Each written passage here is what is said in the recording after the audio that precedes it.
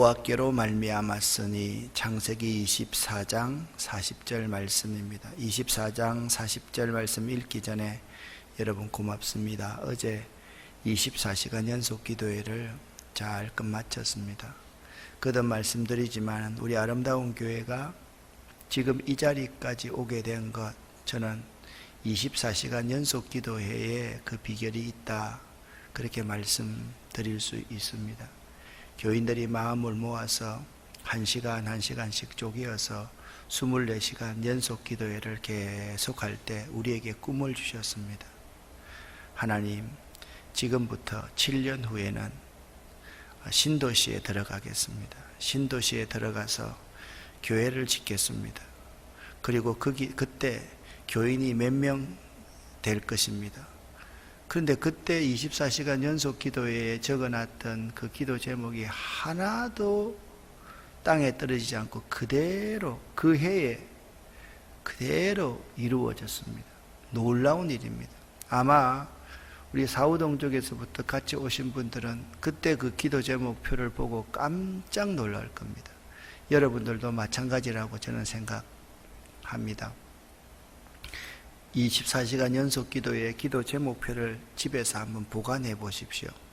그리고 얼마 있다가 그걸 다시 한번 보시기를 바랍니다. 그러면요, 하나님이 감쪽같이 우리를 속이시듯이 기도 제목을 다 들어주셨구나, 그걸 아마 깨닫게 될 겁니다. 7월 27일부터 김포 지하철이 이제 정식으로 개통된다, 그렇게 말을 합니다. 7월 27일입니다. 그러니까 다음 달 말이죠. 여러분 생각해 보세요. 여러분 지금 한강로를 타고 가다 보면 김포시청 가는 그 새로운 길이 뚫렸지 않습니까? 그 길을 한번 가보십시오. 사우동에서 오시는 우리 교인들은요, 그 길 뚫리니까 너무 우리 교회가 가깝습니다. 자, 그런데 김포에 지하철 시대가 시작됐다고 생각을 해 보십시오. 저기 우리 뒤에 명집사님 계시는데 거기서 한 정거장, 두 정거장 하면 우리 교회에 옵니다. 김포 전역에서 운양역이 가장 중심에 있기 때문에 3 내지 4 정거장 되면 다 우리 교회에 올 수 있습니다. 그렇다고 해서 우리 교회가 많아지는, 교인이 많아지겠다, 그거 아닙니다. 시대가 달라진다는 겁니다. 그걸 위해서 우리가 가장 중요하게 해야 될 사역은 기도 사역이다. 여러분 꼭 기도하시기를 그렇게 부탁을 드립니다. 창세기 24장 40절 말씀 함께 합독하겠습니다. 주인이 내게 이르되 내가 섬기는 여호와께서 그의 사자를 너와 함께 보내어 내게 평탄한 길을 주시리니 너는 내 족속 중 내 아버지 집에서 내 아들을 위하여 아내를 택할 것이니라. 아멘.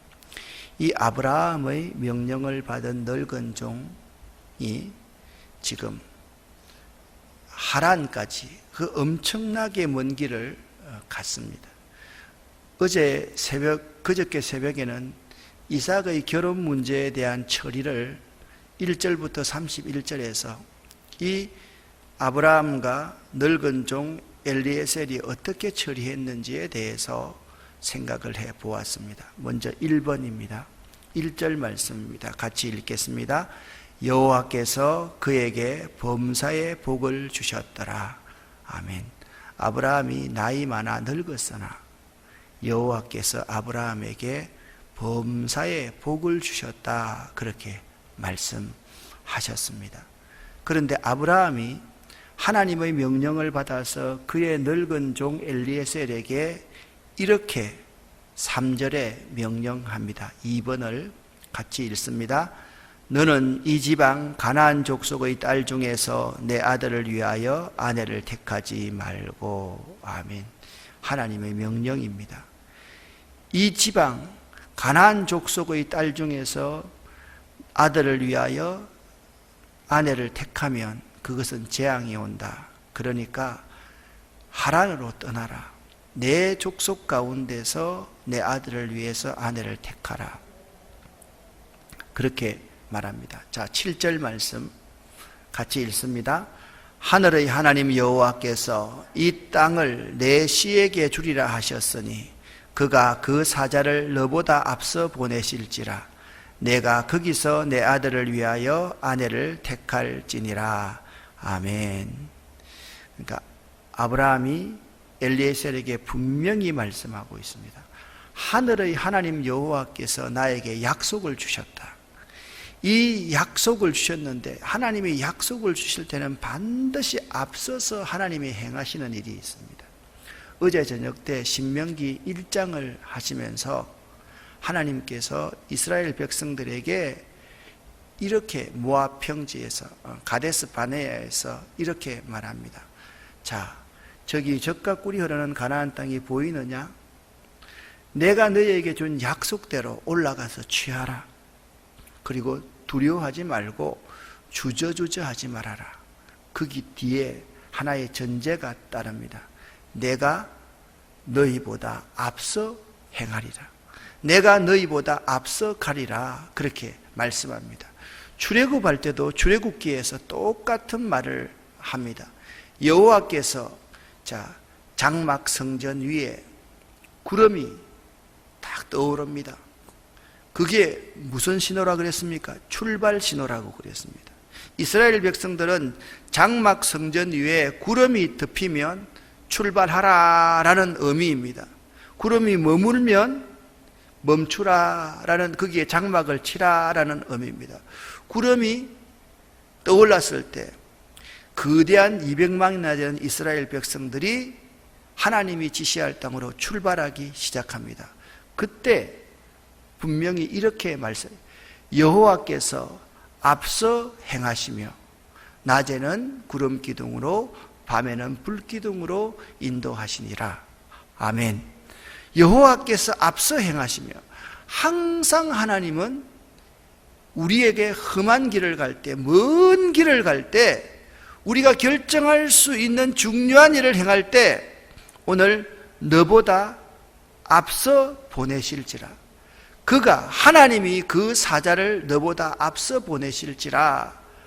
그러면 너는 내가 시키는 일을 하기만 하면 된다 그랬습니다.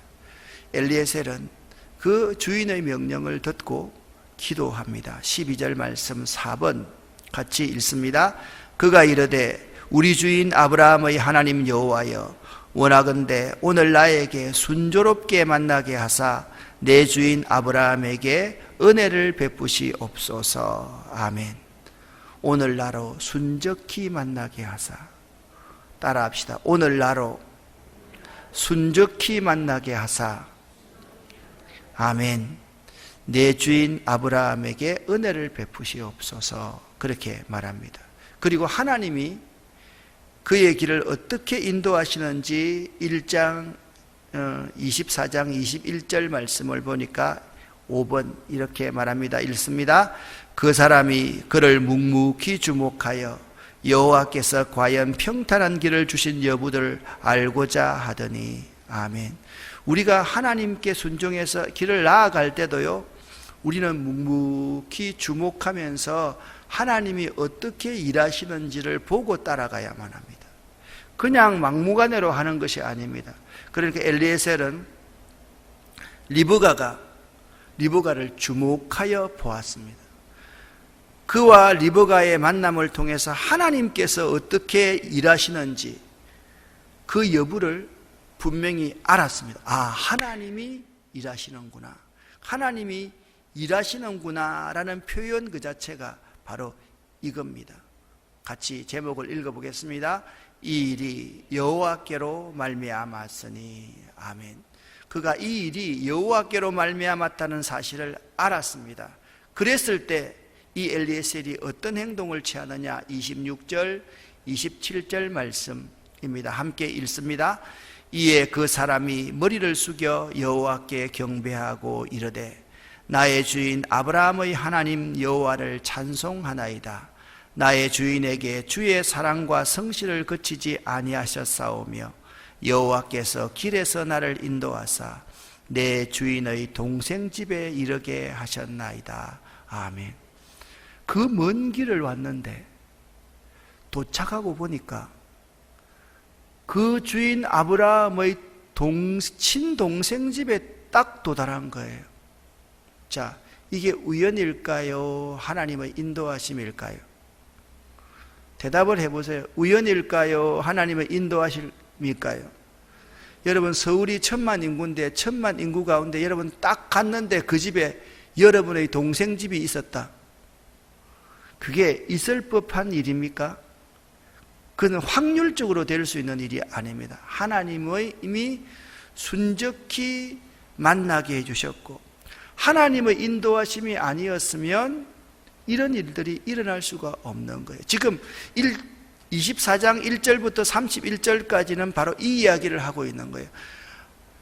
자기 주인의 명령을 가슴에 새기고 기도하면서 그 먼 길을 와서 하나님이 어떻게 일하시는지를 주목하여 딱 보고 여자를 만났는데, 이 처녀가 누구냐 하면 자기 주인 아브라함의 동생네 집에 여식인 거예요.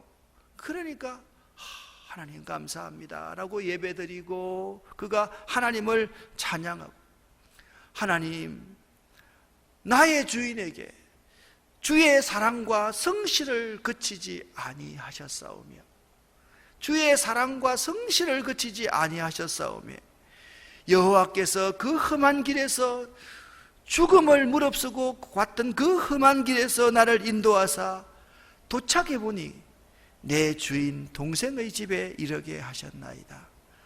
여러분, 이 성경 구절을 기록했다고 했을 때, 이걸 간증할 때 그 늙은 종의 눈에 눈물이 안 났을까요? 눈물이 주르 흐르면서 입에는 웃음꽃이 피고 하나님을 향해서 눈을 들어서 하나님을 찬양합니다. 하나님 경배합니다. 높으신 하나님, 이 놀라운 일을 행하셨군요. 그렇게 지금 이 장면까지 있었던 거예요. 그런데 이 늙은 종이 있잖아요. 자기는 자기 신분을 잘 알았어요. 그래서 자기 신분을 잘 알아야 돼요. 오늘 32절부터는 리브가 가족들과의 혼담 이야기를 이제 자기가 중매장이로 들어가 가지고 혼담 이야기를 시작합니다. 그럴 때 종은요, 자기 일을 하는 사람입니까? 주인의 일을 하는 사람입니까?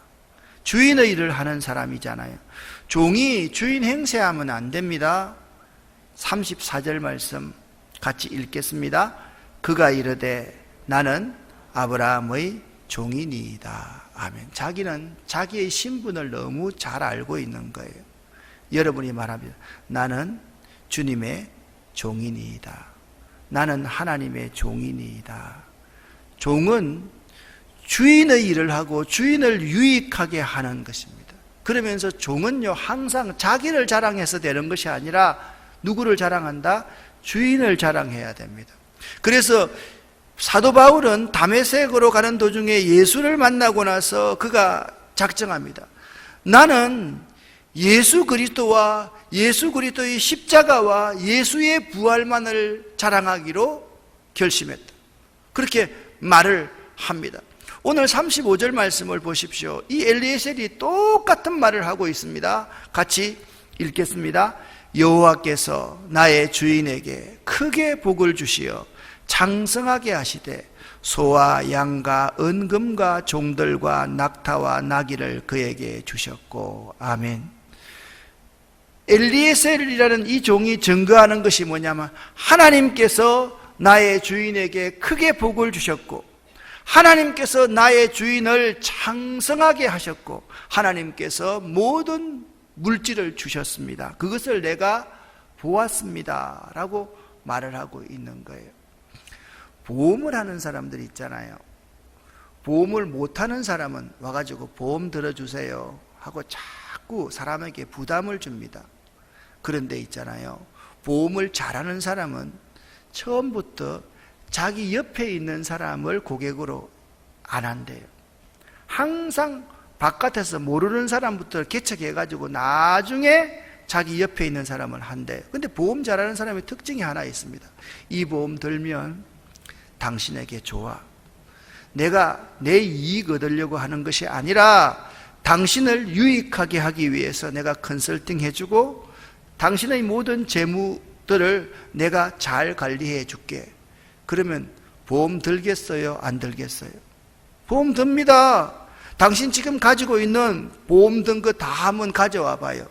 제가 다 컨설팅 해드릴게요. 그리고 그 보험에서 쓸데없는 거, 중복되는 거, 이거 빼고 이거 집중하면 당신에게 매우 적은 보험료로 큰 유익이 있습니다. 큰 유익이 있습니다.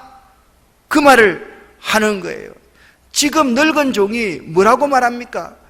아브라함의 아들 이삭의 며느리를 지금 구하는데 그 집에 가서 뭐라고 말씀하고 있습니까?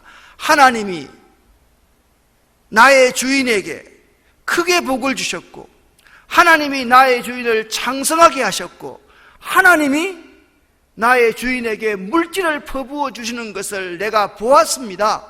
그러므로 당신의 딸을 이 주인에게 맡기는 것, 복 받는 일입니다. 그렇게 지금 말을 하고 있는 거예요. 그러니까 그 시대에 딸 안 줄 배간이, 재간이 어디 있습니까? 그렇게 말합니다. 40절 말씀을 보십시오. 그 주인이, 종은요, 주인의 말을 그대로 수행하는 사람입니다. 아브라함이 이 늙은 종에게 어떻게 했는지를 오늘 주제가 되는 40절에서 이렇게 말씀했습니다. 같이 읽습니다. 주인이 내게 이르되 내가 섬기는 여호와께서 그의 사자를 너와 함께 보내어 내게 평탄한 길을 주시리니 너는 내 족속 중 내 아버지 집에서 내 아들을 위하여 아내를 택할 것이니라. 아멘. 뭐라고 서로 이제 대화를 하고 있습니다.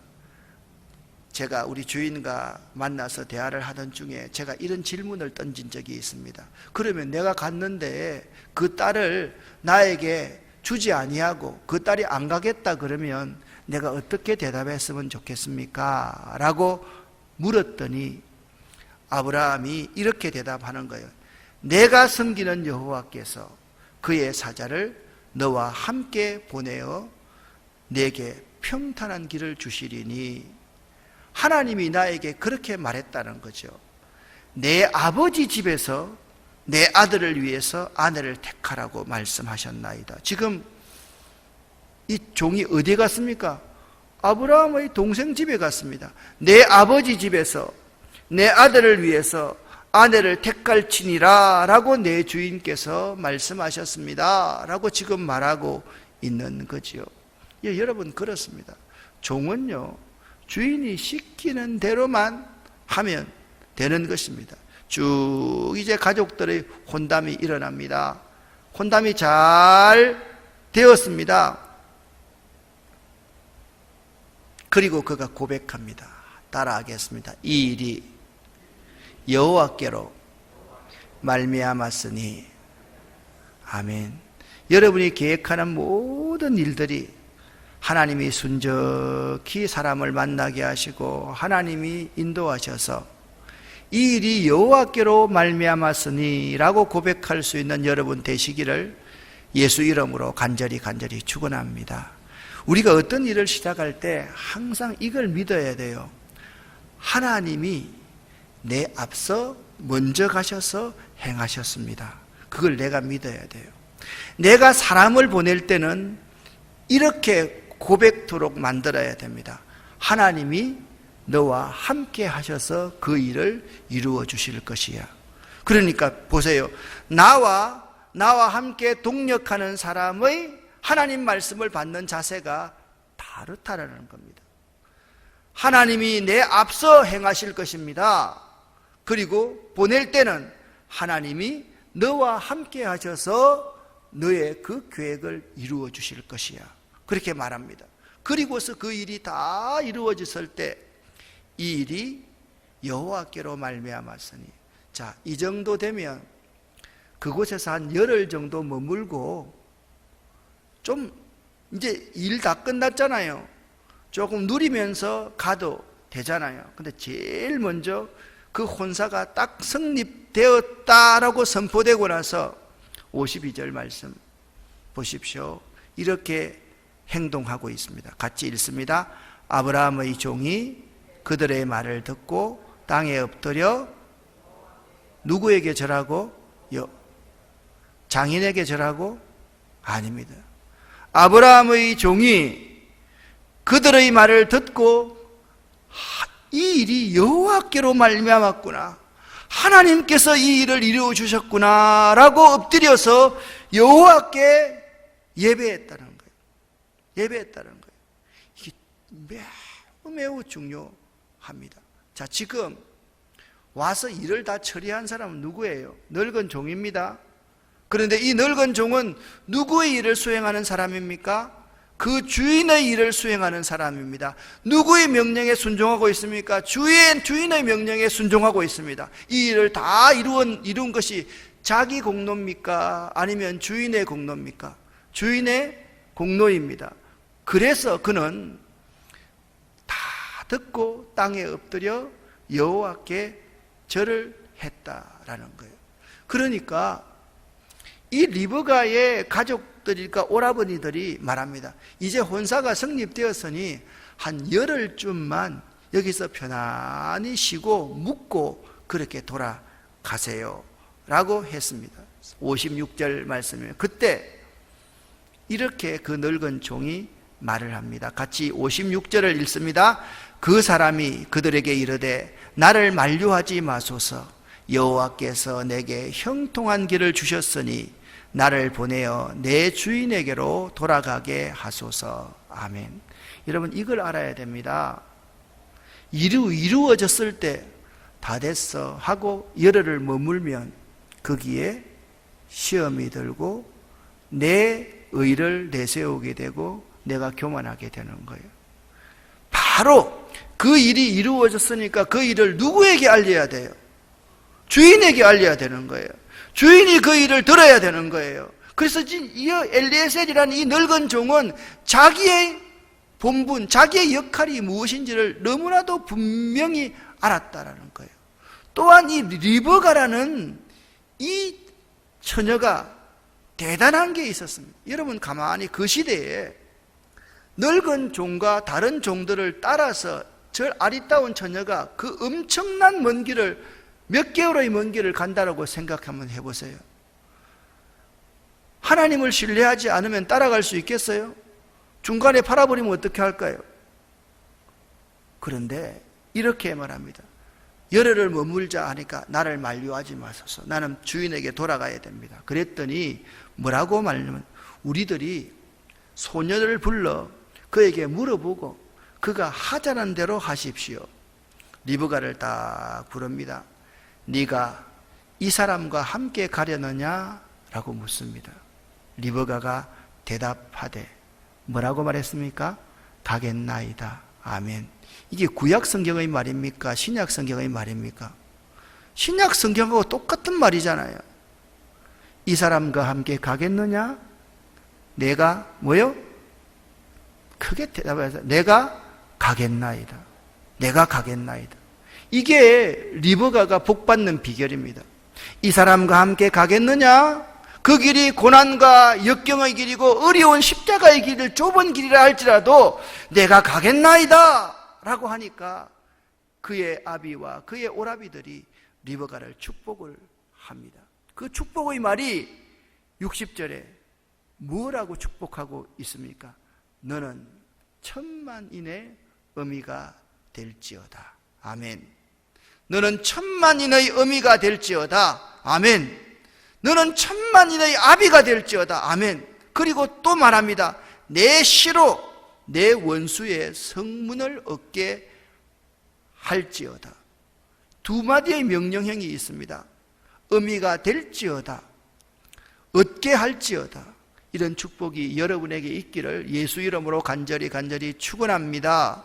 이런 복을 받으려고 하면 네가 이 사람과 함께 가겠느냐 하면 뭐라고요? 가겠나이다. 아멘. 이렇게 할 수 있어야 돼요. 그런데 이 일이 있을 때 신랑이 될 이삭은 뭐 하고 있었을까요? 잘 되겠지 뭐. 여러분, 이삭을 한 문장으로 표현하라. 이삭은 들에서 묵상하는 사람이었다. 이삭은 24장부터 창세기 24장부터 26장을 보면 이삭의 삶은요, 한마디로 하나님 앞에 기도하는 삶이었습니다. 보십시오. 63절의 말씀을 보십시오. 이삭이 저물 때에 들에 나가 묵상하다가 눈을 들어 보매 낙타들이 오는지라. 자, 창세기에서 눈을 들어 본다는 것은 두 가지 의미가 있다라고 말했습니다. 눈을 들어 보았을 때 하나님이 보여주시는 것을 보면, 하나님의 약속을 믿고 보면 그것은 성공하는 사람이다 그랬습니다. 눈을 들어서 볼 때 그 땅, 세상적인 관점으로 그 땅이 여호와의 동산 같고 애굽 같았더라를 보는 사람은 소돔과 고모라 성처럼 저주를 받는 사람이다 그랬습니다. 지금 이삭이 들에 나가서 해 저물 때에 뭐 하고 있습니까? 여러분, 이스라엘과 우리는 다릅니다. 우리는 해가 뜨고 해가 지는 것이 하루잖아요. 이스라엘은 해가 지고 해가 뜨는 게 하루입니다. 그러니까 오늘로 우리로 말하면 이삭은 새벽 기도하고 있는 거야. 그 모든 일을 마치고 그 저물 때에 어디에 나가요? 들에 나가.